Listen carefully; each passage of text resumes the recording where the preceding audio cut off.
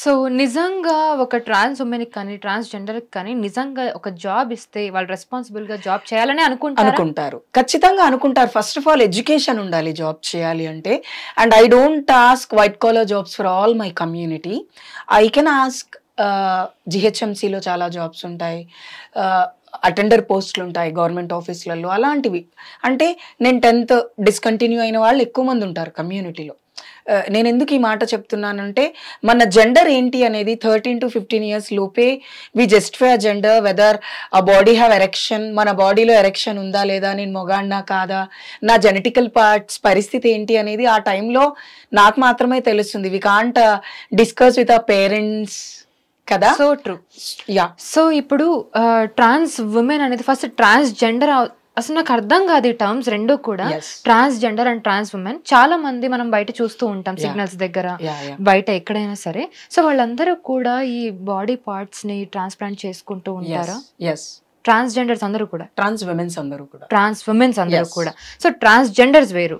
Transgenders అంటే it's a transgender is a umbrella term for all the communities who justify by their biological sex.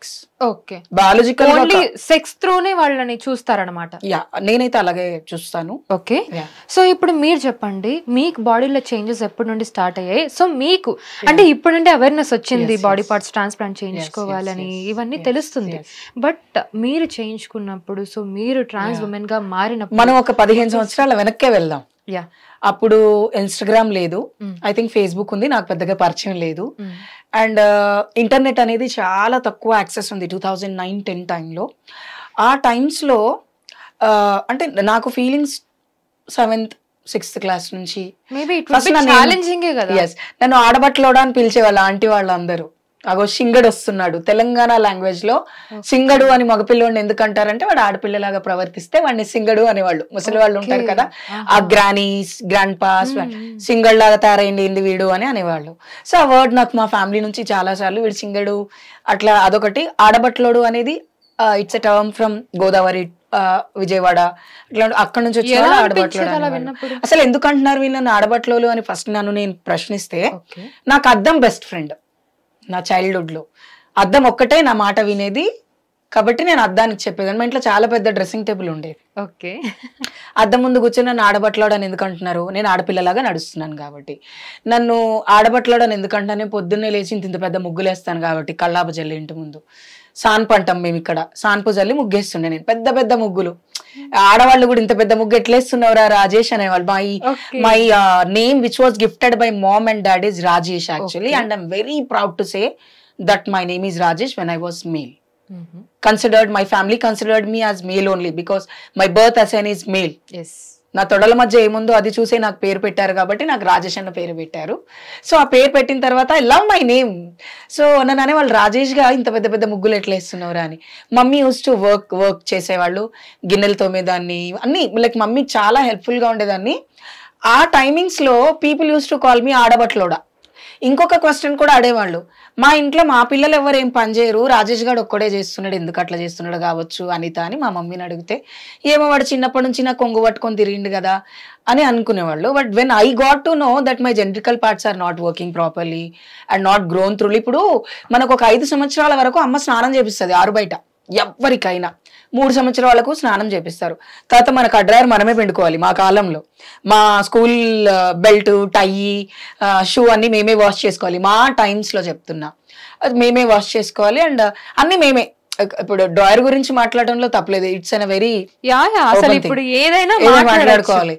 So అట్లా మేమే పిండుకునే వాళ్ళము. నాకు 6th 7th standard వచ్చేటప్పటికి I feel very shy, బట్టలు మార్చుకోవడానికి సిగ్గుపడేదాన్ని. Okay. అంటే అన్న బట్టలు మార్చుకుంటుంటే నేను లోపల ఇంకో రూమ్ లో, బికాస్ మేము 4 రూమ్లు ఉండేవి కాబట్టి చిన్నప్పటి నుంచి ఎక్కడో మార్చుకొని వస్తుండే.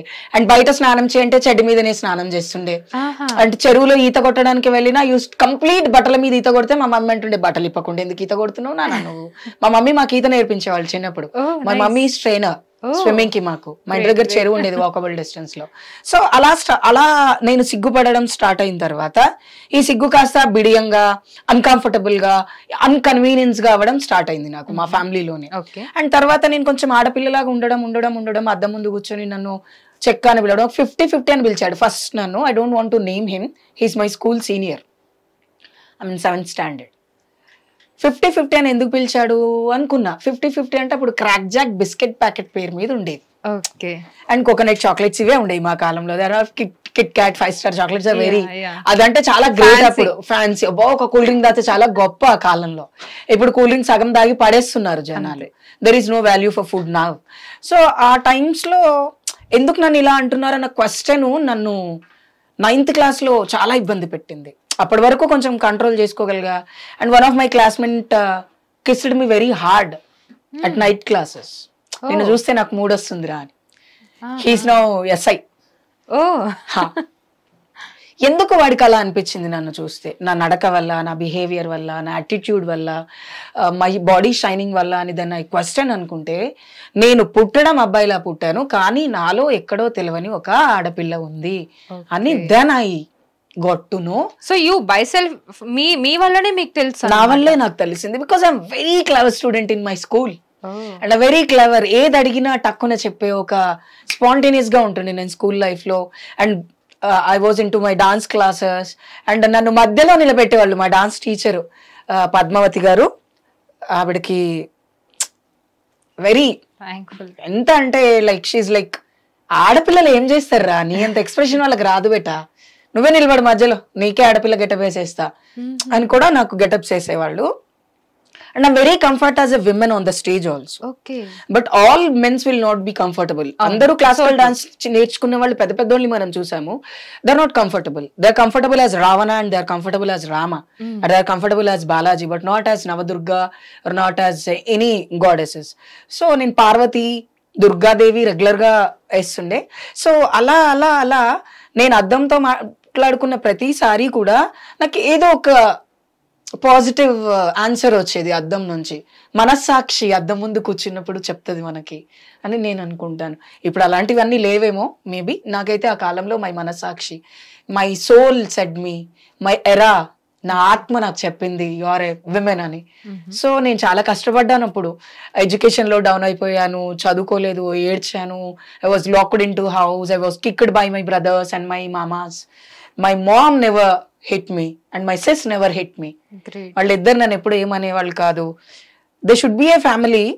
మన పిల్లోడు ఇప్పుడు పుట్టడంతో ఏదైనా అవయవాల లోపంతో పుడితే వాళ్ళని ఎంత కేర్ టేక్ చేస్తాం మనము, అలా ఎందుకు ట్రాన్స్ అని చెప్పినప్పుడు కేర్ చేయకూడదు? ఈ సొసైటీ కన్సిడర్ కూడా చేయరు. నీ వల్ల అన్నకి పెళ్లి కాదు, నీ వల్ల చెల్లికి పెళ్లి కాదు, నీ వల్ల నా పరువు పోతుంది, ఇట్లాంటి స్టఫ్ అంతా విన్నాను నేను నా ఫ్యామిలీలో. బట్ స్టిల్ చాలా కష్టపడ్డా నేను బయటికి రావడానికి. అమ్మ లేనప్పుడు అమ్మ బీరువాలోంచి చీర తీసి కట్టుకొని అద్దం ముందు చూసుకోవటం, అమ్మ నగలు పెట్టుకోవటం, చెల్లెళ్ళు లంగావని వేసుకోవటం, ఇవన్నీ చేశాను ఆ చైల్డ్హుడ్లో నేను. And it is very happy under the 4 walls in front of mirror. సొసైటీకి వస్తే ఎవ్రీథింగ్ ఈజ్ రాంగ్. సో మీరు వన్స్ బయట, నువ్వు మొగోడివి, నువ్వు మగపిల్లోడివి ఇదే అంటారు తప్ప నాలో ఉన్న లోపాన్ని ఎప్పుడు ఎవరు గుర్తించలేదు. చాలా కష్టమైంది నాకు. ఈ రోజు నేను ఏడవట్లేదు బికాజ్ అంటారు కదా, ఒక రాయిని ఎన్ని దెబ్బలు కొడితే ఒక శిల్పం అవుతుంది అని. I feel I'm a stone at that time. Now I'm something. Okay, అంతే. హిట్ టీవీ యాప్, ఇందులో short news, live news, entertainment shows, movies, digital magazines తో పాటు మీ జిల్లా వార్తలను కూడా ఫ్రీగా చూడొచ్చు. అంతేకాదు కేజీ నుంచి పీజీ వరకు విద్యార్థులకు స్కాలర్షిప్ కూడా అందిస్తున్నాం. ప్రతి వారం 10 మందికి లక్కీ డ్రా ద్వారా ఒక్కొక్కరికి 10,000 రూపాయలు అందిస్తున్నాం. ఇంకెందుకు ఆలస్యం, వెంటనే హిట్ టీవీ యాప్ ని డౌన్లోడ్ చేసుకుని ఫ్రీగా ఎంటర్టైన్మెంట్ పొందండి. Hit TV app. Hit TV app. Please download hit TV app. Hit TV app ని ఫ్రీగా డౌన్లోడ్ చేసుకుని ఎంజాయ్ చేయండి. మీకు నచ్చిన ఎంటర్టైన్మెంట్ కోసం హిట్ టీవీ యాప్ ని ఫ్రీగా డౌన్లోడ్ చేసుకుని ఎంజాయ్ చేయండి. హిట్ టీవీ యాప్ ని డౌన్లోడ్ చేసుకుని ఆస్వాదించండి, ఆశీర్వదించండి. ఇంతమంది సెలబ్రిటీలు హిట్ టీవీ యాప్ ని డౌన్లోడ్ చేసుకోండి అని చెప్తున్నారంటే ఎంత మంచి యాప్ ఆలోచించండి. అమెరికా అమెరికా అమెరికా అమెరికాలో చదవాలనుకునే వాళ్ళకి విశ్వసనీయమైన పేరు మన శౌర్య కన్సల్టెన్సీ. UK లో 1 year masters, UK లో 1 year masters, 2 years work permit up to 5 years visa. Contact Saurya Consultancy. Contact 89851 89851.